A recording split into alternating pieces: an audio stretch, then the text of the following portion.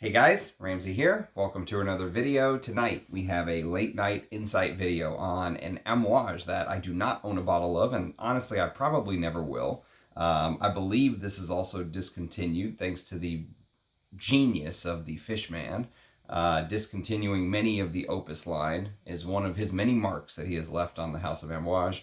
But we are not here to complain about the Fishman. We are here to talk about Opus VIII and to give thanks also to Allie, who owns probably every Amouage there is, and anytime that I come across one where I do not own, she very kindly makes me very generous decants so I can wear. I've worn this as my scent of the day. There was actually a third one that I actually already wore it all.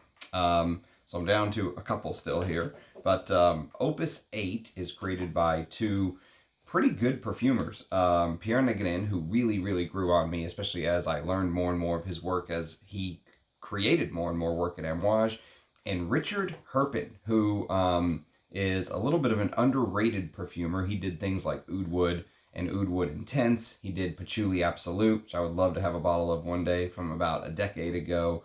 And he's done some other stuff which I'm not as familiar with, to be quite honest with you. But he did this, of course. So this is a dual perfumer creation. It came out in 2014, so this is a decade old. And I've got a little bit of background on it, but I just want to tell you right out of the gate that Opus VIII is probably one of the most feminine-leaning Opus creations in my estimation, okay? Now, the first time I wore it, my nose went straight to those flowers. There's a triple threat floral on the top, which we'll talk about, that my nose could not get away from. The second and third time, I ended up picking up more and more details of the fragrance. But the first time, it was like a floral bomb on my skin. I don't know if that was the weather, or maybe I'm applying it at night now and it was hotter during the day when I wore it. I don't know what it was, but I'm definitely getting different aspects now than when I wore it as my scent of the day. But it's interesting because the three triple threat florals in the top kind of seem to merge together into this strange, like sheer, murky type floral smell. And it's almost as if you're smelling this weird opaque color white. Like imagine if you were smelling this weird opaque color white, but at the molecular level, okay? So it's almost like you are fragmenting the fragrance in the opening and then reconstructing it as time goes on. It's a very strange composition, to be honest with you. And what I mean by that is in the opening, you're gonna smell kind of each individual flower, okay? So you're gonna get the Indian Jasmine Zambak, you're gonna get the Comorian Ylang Ylang, and you're going to get the Moroccan Orange Blossom, which adds a little bit of that sweet, fresh type smell, okay? Slightly soapy. And almost like filling them in along the way with base notes as time goes on is the way I experienced the first time I wore the scent. And it almost feels full in the same way that a like donut may feel full with, you know, Boston cream inside or something. You can't really see if there's anything in the donut until you bite into it, kind of thing. And that's the way this fragrance wears. The florals come across as very creamy, and really they imprint themselves on your skin. And the French term for this is, for this fragrance that was inspired by, apparently, is trompe l'oeil, is how I'm going to try to pronounce that, okay? It basically is a term, a French term that's means to deceive or trick the eye. And it's a term that's often related to painting. So when painters try to make a 2D painting seem three-dimensional, right? Trompe l'oeil. It's trompe, T-R-O-M-P-E-L apostrophe O-E-I-L. That's my best French pronunciation. You'll just have to live with it. As I said, as a Texan, it's my God-given right to mispronounce French words. But so here, let me read you the blurb. And it'll probably make a little bit more sense once I read you this blurb. So it says, Opus VIII is a woody and floral fragrance inspired by the trompe l'oeil effect of creating a dialogue between reality and illusion. Reality and illusion, okay? And like I said, I actually wrote that top part about the whole molecular level, feeling like you're kind of breaking the flowers down and then reconstructing them as the fragrance goes on in some weird, strange way, almost like putting Boston cream inside of a donut, like I said, before I read the breakdown. And once I read it and I saw the bottle and I saw kind of the box, if you will.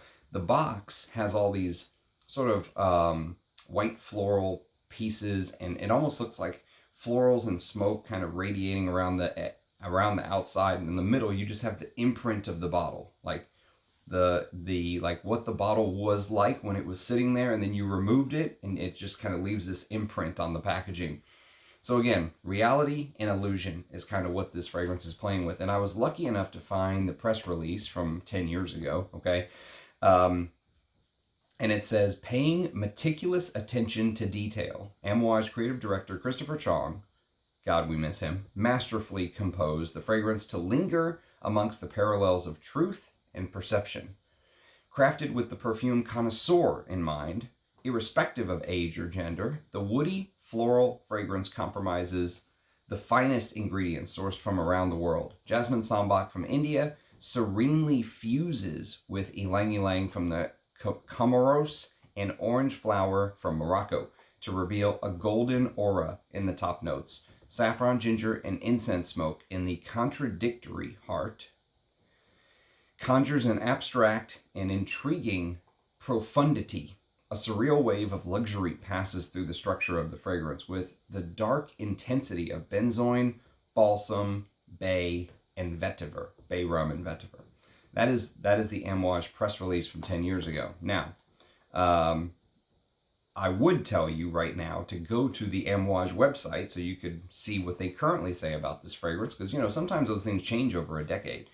But would you find anything on the Amouage website? No, of course not, because the Fishman, like I said, in all his endless genius, decided to remove many of the Opus fragrances from the line. I still think it's very confusing. Like, if you go to the Amouage website right now, you can click on multiple like collections, if you will, right? So you click on the library collection, and the first thing you see is King Blue, right? The newest one that they try to sell for over $500. And then you see like Opus 5, and Opus 5 is like the earliest you can go. So, I mean, any thinking person would be like, what happened to 1, 2, 3, and 4? They just chopped them, right? And I think they're chopping this one. I think they're chopping, I think they are chopping Opus 6 and Opus 5, if memory serves. I can't remember exactly, but I think a lot of them are kind of getting the axe. No, Opus 5 is there. That one's staying. Opus 5 is staying. Opus 7 is staying. Opus 6 is getting chopped. Opus 8 is getting chopped, apparently. So, because they're not on the Amouage website at all. You can't buy them on there. So, the whole idea, like I said, is to create this illusion and reality like combination, okay? So what's interesting is how, to my brain, it kind of picks up on this weird like floral deconstruction going on. And it really makes sense if you think about it. It almost feels, the fragrance almost wears like there's a science experiment going on, because, so the first 30 minutes to an hour, you're going to get heavier florals than as the fragrance continues to dry, okay? It's almost like you're smelling jasmine with stuffing inside. Almost like a turducken. Have you ever, for those of you that don't know what a turducken is, it's like a dish that consists of deboned chicken stuffed with deboned ducks, further stuffed with deboned turkey.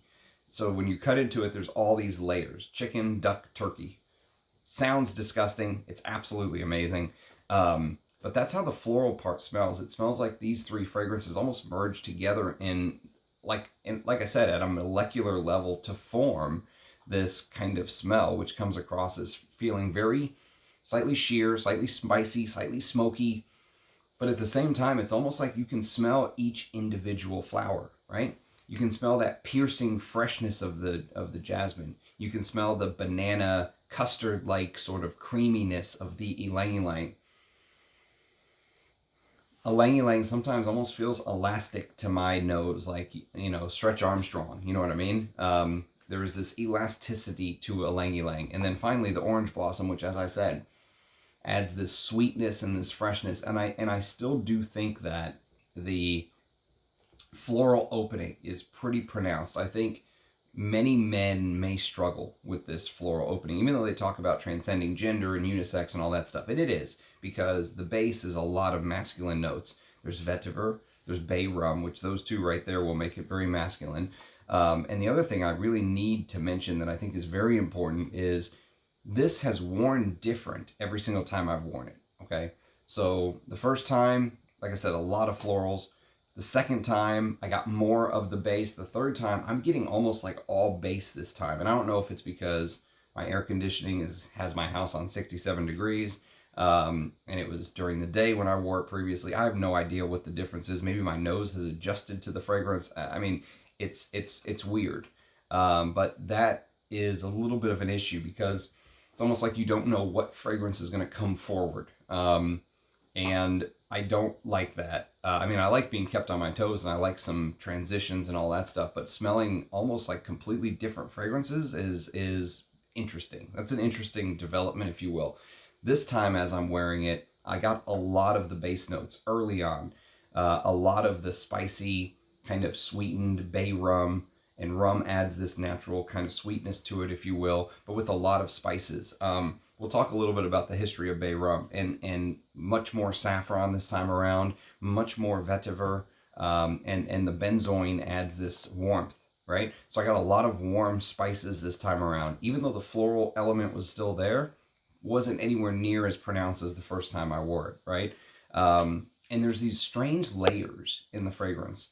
It's almost like the layers in the turducken that should not be there, and yet they're delicious nonetheless. The florals give that weird, creamy, fresh. Like I said, the jasmine does feel slightly indolic, but just ever so slightly. It doesn't go into the deep, heavy, dirty indolic jasmine. It doesn't go into that category at all. The jasmine can almost feel fresh and green sometimes on my skin also, which is very interesting and strange. Yeah, like a fresh green like smell. And so the jasmine used is jasmine sambac. They didn't use jasmine grandiflorum here. They used jasmine sambac. And so it's more of the piercing, fresh, masculine type smell that if a lot of times if they use jasmine in vintage perfumery, it's jasmine sambac for men. Okay, they make it for men. If they use it for women, a lot of times it's jasmine grandiflorum.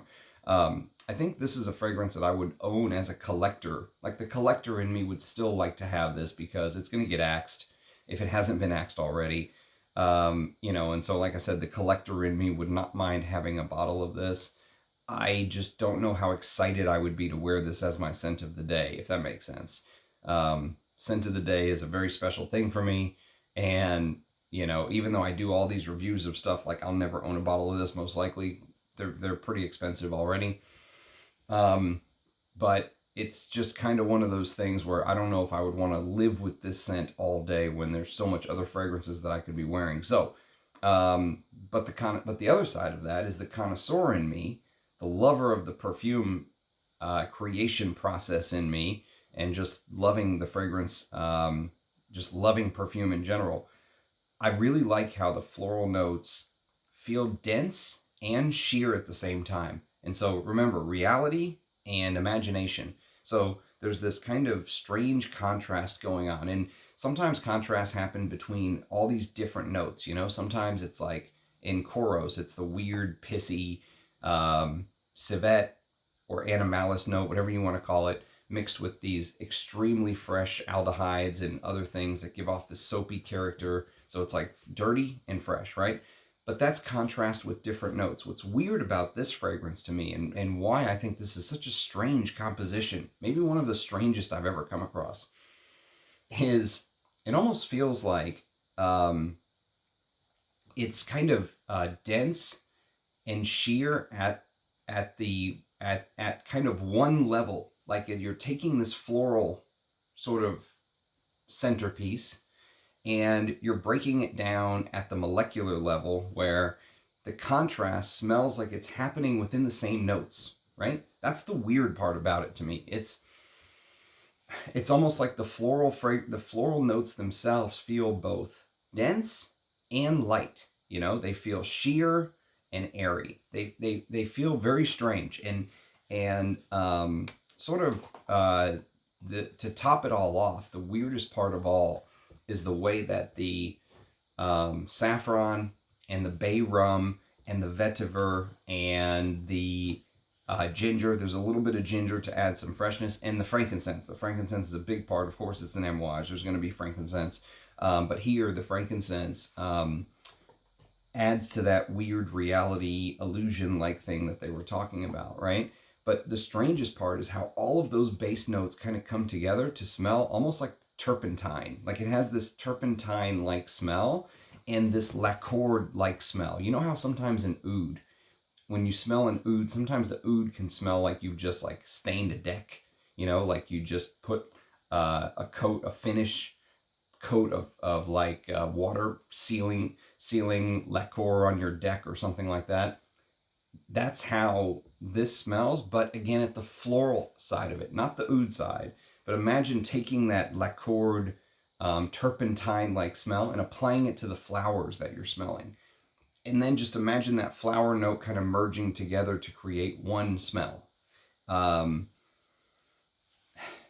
See, right now I'm getting a lot of bay rum, a ton of bay rum, which if I was smelling this right now for the very first time, my impression of this off of this wearing is that this maybe leans completely unisex, right? The florals have a little bit of feminine side. The bay rum and vetiver have a little masculine, even because now with this wearing, a lot of the spices and stuff like that are coming to the forefront. I could maybe even say it leans slightly masculine, but many times, the first time I wore it, especially as my scent of the day, I was like, this leans heavy feminine. And so the bay rum note may be the note that is adding this kind of strangeness to it. Bay rum is not used in too many fragrances. I have reviewed a couple on the channel. There was a Dior that used it that I reviewed called Spice Blend, I believe it was called. You can go check out my review of that. I was not impressed with it. Probably one of my favorite bay rum notes is in Vendetta pour Homme by Valentino. This is a discontinued fragrance for men. I really like the bay rum note in here. It's like Halston Z14 with a fat chunk of bay rum. But if you're not familiar with the story, it's a very interesting story, because what happened was these sailors, of course, you can't just take showers and baths normally. Hundreds of years ago, it was not easy to do, especially if you were on a ship, right? So what they started to do is they started using the bay trees, and specifically the leaves, as like a natural deodorant. So they would take these leaves and they would like rub it on themselves. That's as good as they could get, at the time. And pretty soon they discovered that if you took rum and let the leaves sit in the rum and extract the oils from the bay leaves into the rum, it's a more efficient process than just rubbing the leaf directly on your skin, right? So the bay rum in here kind of smells, in one sense, it feels sort of spicy and sweet. And it has elements of that naturally sweetened rum, and it also has this warm kind of woodiness feel that comes through. Now that could be the benzoin sweetening it up and adding this warmth. There's also a note of gaiac wood, which is a smoky smelling wood, almost like a barbecue wood smell sometimes.